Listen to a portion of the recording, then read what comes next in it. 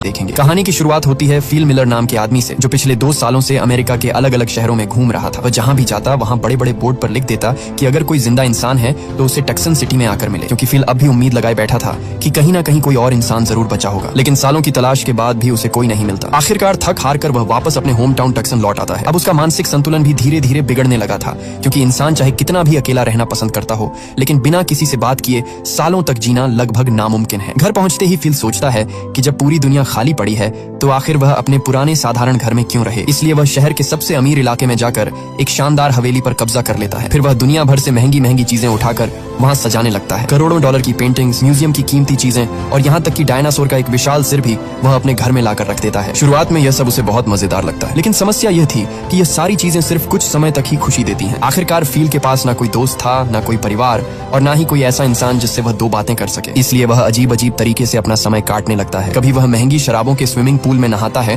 तो कभी करोड़ों की कारों को आपस में भिड़ाकर उड़ाता है और कभी पूरे दिन बेकार की हरकतें करता रहता है। यहाँ तक कि उसका घर भी धीरे धीरे किसी कबाड़ खाने जैसा दिखने लगता है। लेकिन रात होते ही उसे फिर से एहसास होता था कि उसे आज भी अपने हाथों से काम चलना पड़ेगा। समय बीतता जाता है और फील का अकेलापन बढ़ता जाता है। एक दिन वह बार में बैठकर खिलौनों और पुतलों से बातें करने लगता है। वह उन्हें अपने दोस्त मान चुका था, क्योंकि अब उसके पास बात करने के लिए कोई और नहीं था। लेकिन जब सामने से कोई जवाब नहीं आता तो उसकी हालत और खराब हो जाती है। फिर एक दिन अकेलेपन से परेशान होकर वह एक महिला के पुतले के हाथ की रेखाएं मिटाने लगता है, लेकिन तभी पुतले का हाथ टूटकर नीचे गिर जाता है और बस यहीं पर फील पूरी तरह टूट जाता है। उसे महसूस होने लगता है कि अब उसके जीने का कोई मतलब नहीं बचा। अगले दिन वह एक पहाड़ी पर जाता है और वहां बड़े बड़े अक्षरों में RIP फिल मिलर लिख देता है। यानी अब उसने फैसला कर लिया था कि वह अपनी जिंदगी खत्म कर देगा। कुछ देर बाद वह अपनी कार में बैठता है और पूरी स्पीड से पहाड़ी की तरफ बढ़ने लगता है, लेकिन तभी उसे दूर कहीं से धुआं उठता हुआ दिखाई देता है। पहले तो उसे लगता है कि शायद यह उसका वहम है, लेकिन जब वह दोबारा ध्यान से देखता है तो सच में वहां धुआं उठ रहा होता है और धुएं का मतलब सिर्फ एक ही हो सकता था कि वहां कोई इंसान मौजूद है। ये देखते ही फिल की आंखों में 2 साल बाद पहली बार उम्मीद लौट आती है। जो आदमी कुछ सेकंड पहले मरने जा रहा था, अब उसी के अंदर जीने की वजह वापस आ चुकी थी। वह तुरंत अपनी कार मोड़ता है